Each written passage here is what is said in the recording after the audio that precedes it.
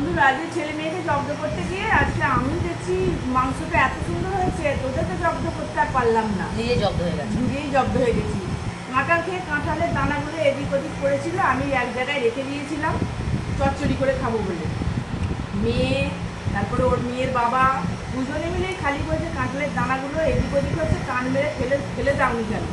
আজকে রাগে কী করেছি, আজকে রবিবার সানডে মাংস হয়েছে, মানে ওটাকে ভাপিয়ে নিয়ে পেস্ট করে নিয়েছি, নিয়ে আর মাংসতে দিয়েছি মশলা কষে, তাতে দিয়ে কষে নিয়েছি, নিয়ে মাংস করেছি আজকে। আমি তোদের কাছে জব্দ করবো, খেতে দেবো না বলে নিয়ে দিয়ে করেছি, দারুণ টেস্ট হয়েছে। আর ছেলে মেয়ে ওইদিকে দুজনেই খাচ্ছে, খেতে খেতে ওরা তো এতটাই খুশি, মাংসটা এতটাই ভালো হয়েছে, খাচ্ছে আর বারবার বলছে। কি কি আপনি কিছু বলুন? এতটাই স্বাদ হয়েছে কথা বলতে পারছি না। হ্যাঁ, ও আমিই বলে যাচ্ছি, তোরা কিন্তু কেউ কিছু বলিস নি একবার।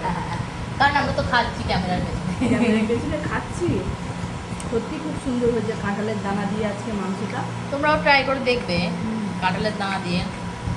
ভেবেছিলাম খারাপ হবে, কিন্তু তার উল্টোটা হয়ে গেছে, তোদেরকে জব্দ করতে চেয়েছিলাম যাতে তোদের মাংস খেতে দেবো না।